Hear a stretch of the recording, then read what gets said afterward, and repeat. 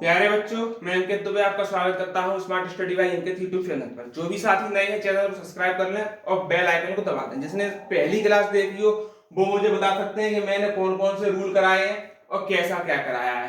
ठीक, comment box में उसका आंसर जरूर दीजिएगा। अब हम चलते हैं नियम नंबर 8 पर, जो कि है रेफ का प्रयोग। रेफ क्या होता है आपको हम बता देते हैं। रेफ होता है जिसके ऊपर रा निकलता है, उसको बोलते हैं रेफ।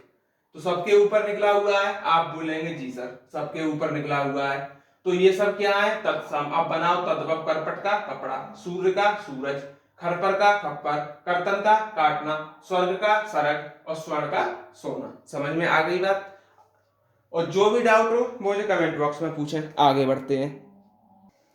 देखिए, संयुक्ता अक्षर वाले शब्द तत्सम होते हैं। अब मैं आपको बताऊं संयुक्ता अक्षर होता क्या है।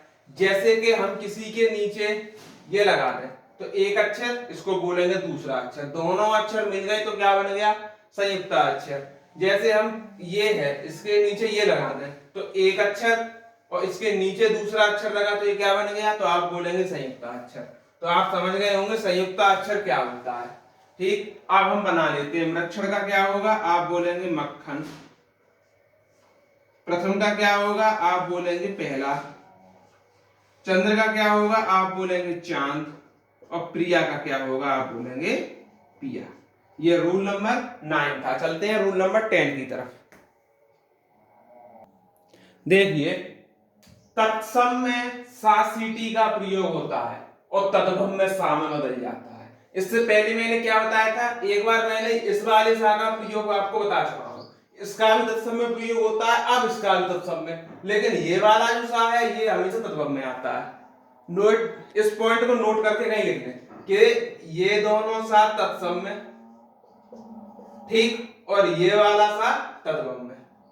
समझ में आ गई बात? अब हम समझ लेते हैं पूरी चीज। अब बना लो इन रूल को। सूल का क्या हो जाएगा? आप बोलेंगे सूल। श्यामल का क्या हो जाएगा? आप बोलेंगे सांवला। शब्द का क्या हो जाएगा? आप बोलेंगे शब्द। और ससुर का क्या हो जाएगा? आप बोलेंगे ससुर। देख लीजिए, सा को हमने सा में बदल दिया है। समझ में आ गया होगा आपको रूल।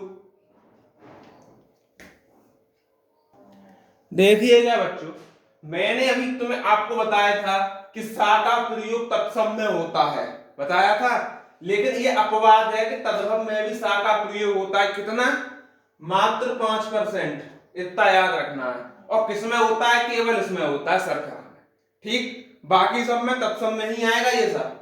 लेकिन सरकरा है तो वो तद्भव में आएगा, इसलिए इसको अपवाद के रूप में लिख रहे हैं। किसके रूप में? अपवाद के रूप में। क्या हो जाएगा? शक्कर। समझ में आ गई बात?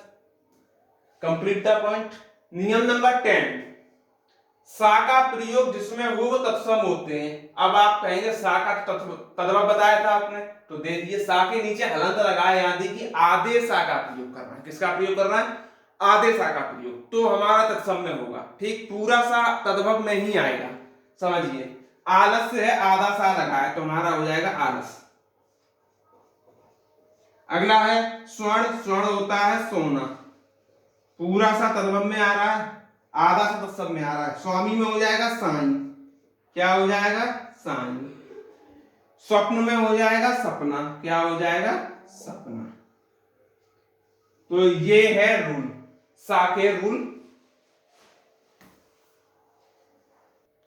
नेक्स्ट रूल देखिएगा, कई बार तत्सम से तद्भव बनाते समय सा का लोप हो जाता है, यानी आधे सा का। सा के नीचे क्या लग रहा है? हलंत। यानी जितने भी आधे सा है सबका हो जाएगा लोप, यानी के गायब हो जाते हैं।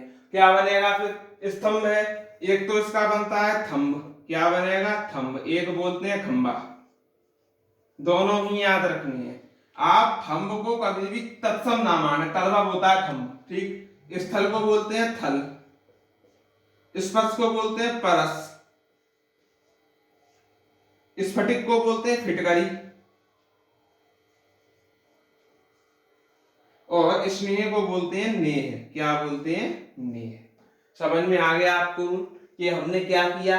आधा सा आपको कहीं नहीं दिख रहा होगा तद्भव वाले पोर्शन में, इसी का लोप का ये रूल है। नेक्स्ट रूल पर चलते हैं। देखिए बच्चों ध्यान से, नियम नंबर 11 का ही अपवाद लेके आए हैं हम। आप कहेंगे आप क्या अपवाद है इसमें? हमने सा का लोप बताया था, हाँ इसमें भी सा का लोप होगा। कब? जब सा बीच में आ जाए। कैसा? आधा सा, हलंत लगा हुआ है, आधा सा ही आ रहा है।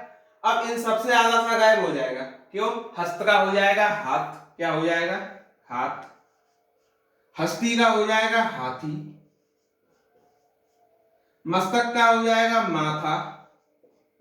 और प्रस्तर का हो जाएगा पत्थर। ठीक, नेक्स्ट रूल पर बढ़ते हैं। देखिए प्यारे बच्चों, तत्सम में वा का प्रयोग होता है और तद्भव में बा का में बदल जाता है। यानी ये वा आए तो आप तत्सम मारेंगे, और ये वा आए तो आप तद्भव मारेंगे। समझ में आ गया? बस इतना पॉइंट है। ये वाला वा आएगा तत्सम, ये वाला वा आएगा तद्भव। रूल यही कह रहा है, तत्सम में ये वा, तद्भव में ये वा। बधू है, क्या है? आप बोलेंगे बधू है, तो बधू का हो जाएगा बहू। क्या हो जाएगा? बहू। बरकर है, बरकर को बोलते हैं बंदर। वत्स है, वत्स को बोलते हैं बच्चा। एक और बताया था, बछड़ा भी बोल देते हैं। ये मैंने प्रीवियस ईयर के कॉन्सेप्ट क्वेश्चन में कराया था। वचन का भी करा चुका हूं, वचन का होता है बैंड। कल कराया था ये वाला। ठीक, अगले रूल पर चलते हैं। देखिए 13वां रूल। ठीक, आज का ये लास्ट रूल है। एक क्लास और आ जाएगी तत्सम तद्भव की, 2-4 रूल बचे हैं मात्र, वो मैं अगली क्लास में करा दूंगा। फिर उसके बाद में नया टॉपिक बताता हूं। अधिकांश आधे अधूरे वर्ड तत्सम होते हैं। आधे अधूरे का क्या मतलब? कोई वर्ड आधा आएगा, जैसे फाल्गुन में ला आधा, सत्य में ता आधा, पृष्ठ में सा आधा और तिक्त में का आधा। समझ में आ गई बात? तो फाल्गुन को बोलेंगे फागुन। क्या बोलेंगे? फागुन। सत्य को बोलेंगे सच। पृष्ठ को बोलेंगे पीठ। और तिक्त को बोलेंगे तीता। क्या बोलेंगे? तीता। तो हमने आज कितने रूल सीखे? हमने आज सीखे 6 रूल, जिसमें 2 रूल में एक एक अपवाद भी था, जिसमें आधे सा का लोप हो रहा था, और किसी में सीटी वाला सा भी तत्सम में प्रयोग हुआ, जैसे कि शक्कर में प्रयोग हुआ था। ये पॉइंट आपको तो याद ही रखना है। तो आज के लिए हम ये यहीं पर समाप्त करते हैं। आगे मिलेंगे तत्सम तद्भव की आखिरी क्लास में। एक क्लास और आएगी इसकी, फिर चलेंगे हम सीधे पर्यायवाची शब्दों की तरफ। किधर?